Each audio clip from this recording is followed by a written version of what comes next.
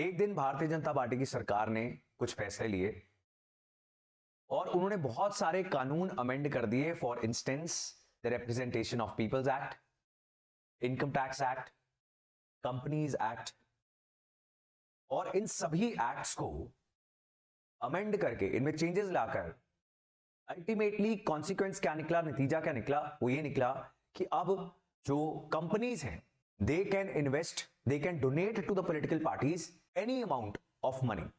पहले क्या था कि आप 7.5% ऑफ लास्ट 3 इयर्स अर्निंग्स, उससे ज्यादा नहीं कर सकते, लिमिट होनी चाहिए। That was one condition. Loss making companies donate नहीं कर सकती, बाहर से कोई डोनेट नहीं कर सकता। तो ऐसे बहुत सारी रिस्ट्रिक्शंस थी, बिकॉज अगर किसी भी डेमोक्रेसी के अंदर कंपनीज जो हैं, कॉर्पोरेट सेक्टर जो है, वो अनलिमिटेड तरीके से इन्वेस्ट करने लग जाएगी, तो वो फ्री में तो नहीं करेगी, या कंपनीज को इतनी पॉलिटिकल पार्टीज पसंद आ जाएंगी कि अपना 50% ऑफ प्रॉफिट उठा के दे देंगी। क्या लगता है आपको ये बात लॉजिकल है? ऑब्वियस सी बात है। और जैसा chief justice of India mister Chandrachud ने कहा that there is suppose to be some quid pro quo, right? क्या उनका कहना था कि there is suppose to some quid pro quo? क्या होता है ये? एनी माना व्हाट इज क्विड प्रो को? सो दिस मीन्स कि अगर आप कुछ करते हो तो बदले में आपको क्या मिलेगा। तो एक हाथ से देना और दूसरे हाथ से वापस कुछ मिलना is known as quid pro quo. और अगर कंपनीज को इस तरीके से विदाउट एनी लिमिट जितना मर्जी प्रॉफिट चाहो वो इन्वेस्ट करने की इजाजत मिल जाएगी, in that case companies are obviously going to extract something in return from these governments और पॉलिटिकल पार्टीज। ठीक है जी। Alright, so now that is why Supreme Court ने इलेक्टोरल बॉन्ड्स को अब स्ट्राइक डाउन कर दिया। अब इनको बोल दिया कि ये अनकॉन्स्टिट्यूशनल है। अब पॉलिटिकल पार्टीज को इलेक्टोरल बॉन्ड्स के जरिए डोनेट नहीं किया जा सकता। चेक, बैंक ड्राफ्ट, कैश, ये सब कुछ किया जा सकता है। इससे पहले ये भी एक कंडीशन थी कि 20,000, अगर 20,000 से ज्यादा कोई भी पॉलिटिकल पार्टी एक व्यक्ति से डोनेशन ले रही है तो उसका नाम पब्लिक करना पड़ेगा। लेकिन इलेक्टोरल बॉन्ड्स में ऐसी भी कोई कंडीशन नहीं थी। एंड बीजेपी क्लेम्ड कि हम ये सब क्यों कर रहे हैं? ट्रांसपेरेंसी के लिए, पारदर्शिता के लिए।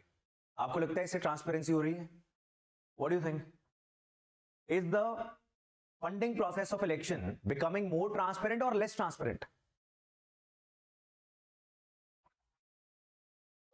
सो very clearly makes zero sense, right? So अभी भी उन्होंने यही कहा कि हम रिस्पेक्ट करते हैं सुप्रीम कोर्ट के ऑर्डर को, लेकिन हमने तो ये ट्रांसपेरेंसी लाने के लिए किया था। वो कैसे? Nobody knows that, right? In fact ये जो सारे कानून थे, इसको लोकसभा और राज्यसभा में पास कैसे करवाया? इसको इन्होंने एक मनी बिल का नाम देके, जिसमें राज्यसभा की ज्यादा पावर नहीं होती है, मनी बिल लेबल कर दिया।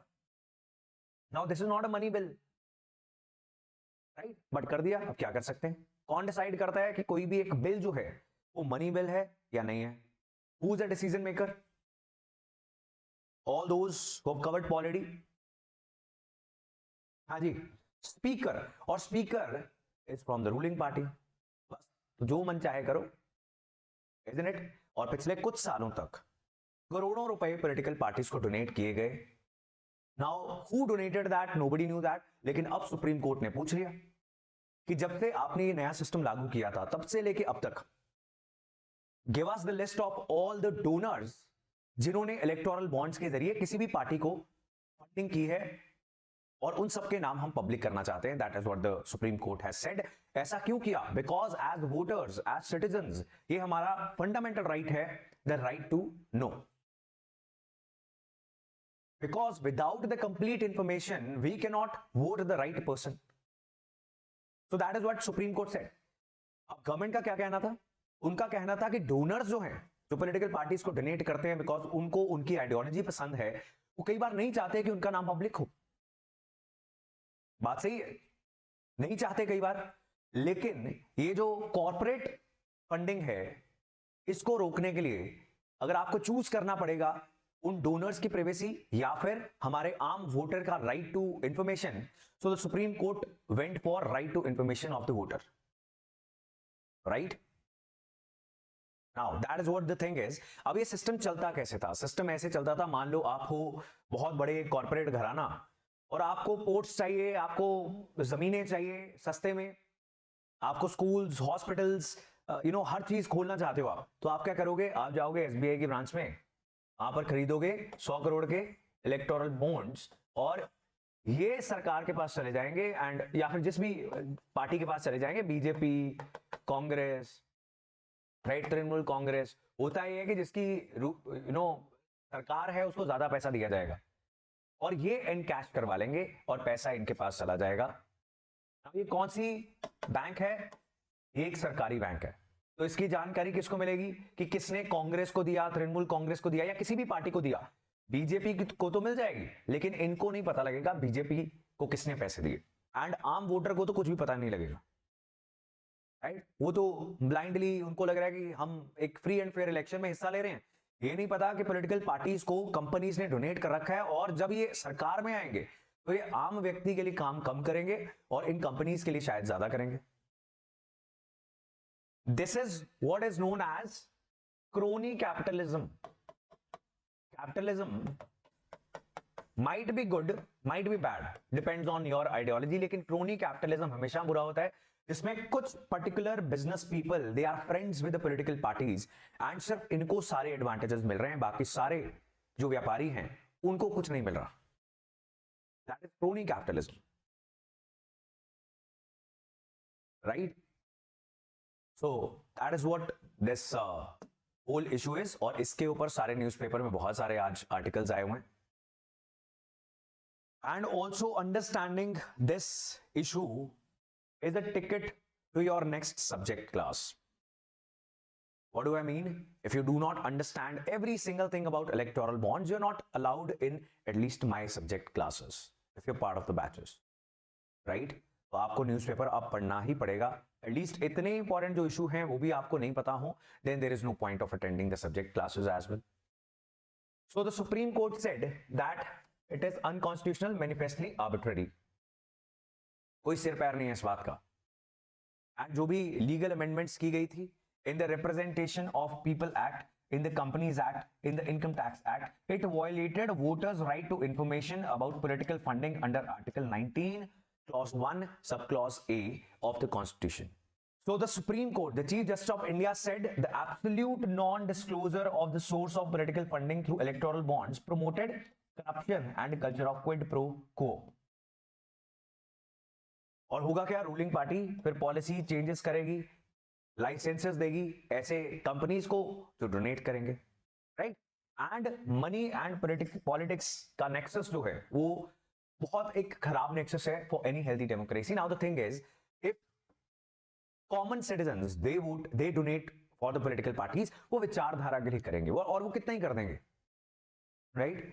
1000, 500, 20,000, 1 लाख, 5 लाख, 50 करोड़, 100 करोड़, ये तो कंपनीज ही कर रहे हैं। एंड अगर आप ये भी अलाउ कर रहे हो कि चाहे कंपनी लॉस मेकिंग है वो भी डोनेट कर दे, शायद ये कंपनी एक शेल कंपनी है, ये बनाई ही ब्लैक मनी को व्हाइट करने के लिए गई है, राइट? या supreme court is really a watchdog of human rights, democracy, exactly, thank god, that is why we are a democracy. नहीं तो अभी तक तो कब के बहुत सारे ऐसे पॉलिटिशियंस आए, इमरजेंसी एंड एवरीथिंग, सो अभी तक तो शायद ही डेमोक्रेसी होती देश के अंदर। Alright, now even this is very important, जो हमने बात की है voters rights versus donors rights. Supreme Court ने किसको चुना? वोटर्स के राइट्स को या फिर डोनर्स के राइट को? एंड देन जो भी सरकार के आर्गुमेंट्स थे they made in zero sense. यहां पर आपको सेक्शंस भी मिल जाएंगे। 29C of representation of people act को अमेंड कर दिया था, section 13A of income tax act and section 128 of companies act. ये कैसे किया था? फाइनेंस एक्ट 2017 लाया गया था and that was introduced as a money bill, right? सारी रिस्ट्रिक्शंस रिमूव कर दी, जैसे कि section 29C of representation of people act, it required कि अगर 20,000 रुपए से ज्यादा डोनेशन मिल रही है तो बतानी पड़ेगी, राइट? सरकार ने कहा नहीं बतानी पड़ेगी and this is transparency for government. Section 13A of what income tax act, अगर कोई भी कंपनी डोनेट करती है टू पॉलिटिकल पार्टीज तो उनको उसका रिकॉर्ड भी मेंटेन नहीं करना, right? So all this was obviously to promote crony capitalism. बहुत क्लियर था कि भारतीय जनता पार्टी, उनकी सरकार थी, उनके कुछ कॉर्पोरेट घराने थे जो मदद करना चाहते थे, बिकॉज जितने भी पॉलिटिकल पार्टीज के इलेक्शंस लड़े जाएंगे, ऑफिसेस खोले जाएंगे, वर्कर्स को पे किया जाएगा, because some of the workers of political parties they are working full time, उनको कोई तो पैसा दे रहा है, right? So all this was being funded by some people and then government cannot do anything, चाहे हिंडनबर्ग की रिपोर्ट आए, चाहे कुछ भी हो जाए, सरकार अब कुछ कर ही नहीं सकती है ऐसे कॉर्पोरेट घराने के खिलाफ, right? I'm not naming anyone but I hope you understand what's going on, right? सारे देश के 1/3 पोर्ट्स किसी एक कंपनी के पास चले जाना can not be natural, and this is not a सब सहारन अफ्रीकन कंट्री की यहां पर एक दो प्राइवेट कंपनीज ही थी, बाकी सबको कुछ मिला ही नहीं, ऐसा तो हो ही नहीं सकता, राइट? सो दैट इज, ऐसा नहीं है कि अब उन कंपनीज को ग्रो नहीं करना चाहिए, बट ये कंपनीज ग्रो कर रही हैं at the cost of some other Indian companies itself. अगर आप या मैं, हमारा कोई बिजनेस हो लेकिन हमारा कोई कंपटीटर हो जिसकी दोस्ती हो जाए, किसके साथ? सरकार के साथ, now that person is going to grow, everybody else is going to shut down.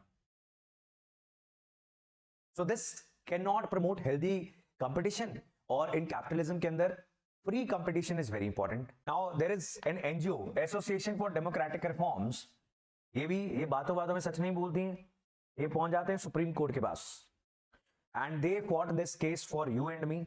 यही वो लोग हैं जिनकी वेबसाइट पे अगर आप जाओगे तो कौन सी पॉलिटिकल पार्टी के चुने हुए एमएलएज या कैंडिडेट्स, उनके खिलाफ कितने क्रिमिनल केसेस हैं, they give detailed information about political parties, MLAs, MPs, all these things. So they are constantly working, और इन्हीं की पिटीशन थी जिसके ऊपर ये फाइनली फैसला आया है। और अभी वैसे तो ये करना बहुत मुश्किल है, that is what this report is all about, कि इतने सारे करोड़ों रुपए आए हैं, right? So like 16,518 crore rupees have been donated using electoral bonds during this period, यानी 2019 से लेकर 2024 तक 16,500 करोड़ रुपए इलेक्टोरल बॉन्ड्स के जरिए किसी ने डोनेट किए जो अपनी प्राइवेसी नहीं डिस्क्लोज करना चाहते थे। Now supreme court has asked कि उन सबकी डिटेल दे दो, हम पब्लिक करेंगे। अब इतनी सारी डिटेल क्या एसबीआई दे पाएगा नहीं दे पाएगा, will see that. And obviously as I told you, किसको सबसे ज्यादा पैसा मिलेगा? जिसकी सरकार है, बिकॉज जो ऑपोजिशन में है उसको पैसा देंगे तो देंगे भी क्या वापस बदले में? Nothing much, isn't it? But ऐसा भी होता है कि फॉर इंस्टेंस किसी के इंटरेस्ट हर्ट हो रहे हैं बिकॉज ऑफ गवर्नमेंट्स पॉलिसी, तो मान लो कोई इंडस्ट्री है तो वो ऑपोजिशन को भी पैसा भेज देती है कि हमारा जो इशू है इसको बड़े जोरदार तरीके से रेज किया जाए, सो उनको भी थोड़े बहुत मिल जाते हैं। जिनकी स्टेट गवर्नमेंट्स हैं उनको भी मिलेंगे, बिकॉज अब वो स्टेट्स के अंदर कुछ ना कुछ रिटर्न दे सकते हैं कॉर्पोरेट हाउसेस को, राइट? नाउ अगर आम आदमी पार्टी इज इन पंजाब तो उनको भी मिले होंगे, but they are not disclosing it in these reports, कम मिले होंगे शायद। इंडियन नेशनल कांग्रेस को 171 करोड़ मिले हैं, तृणमूल कांग्रेस को 325, डीएमके को 185, राइट? आम आदमी पार्टी को देता नहीं है कोई शायद। अब नेशनल पार्टीज की फिगर्स ये डिस्क्लोज अगर कर रहे हैं तो करनी चाहिए, बट वो भी चलो आने वाले दिनों में पता लग जाएगी, but that is not relevant for us. हमारे लिए रेलेवेंट ये है कि हमारे जो इलेक्शंस हैं वो ट्रांसपेरेंट तरीके से हों, राइट? इसी बात के लाइक का बटन दबा दो सुप्रीम कोर्ट के इस अच्छे फैसले के ऊपर। Now this is an amazing editorial, ये सारी चीज आपको बताएगा regarding electoral bonds as well as all the actions that Supreme Court has taken in the past, like none of the above, like removal of protection given to legislators from immediate disqualification. What is this? कि जब कोई भी व्यक्ति जिसके खिलाफ कोई criminal case चल रहा है वो कन्विक्ट हो जाएगा, यानी उसके खिलाफ सजा हो गई, so the provision was कि उस व्यक्ति को अपनी एमएलए शिप से या एमपी शिप से या मिनिस्टरशिप से हटना पड़ेगा। तो इन सब कानून बनाने वालों ने अपने लिए क्या कानून बनाया कि अगर वो व्यक्ति अपील कर देता है फिर नहीं हटना पड़ेगा, वो तो ऑब्वियसली कर देगा अपील, और वो जो अपील है in the next higher court वो अब और 5-6 साल चलेगी, तो उतने समय में तो वो एमपी एमएलए मिनिस्टर जो भी है वो रहेगा। सुनाओ, तो सुप्रीम कोर्ट ने क्या किया? सुप्रीम कोर्ट ने, मतलब ये सारे पुराने फैसले हैं, जैसे ही कन्विक्शन होती है वैसे ही you become disqualified, right? Provided conviction should be more than 2 years.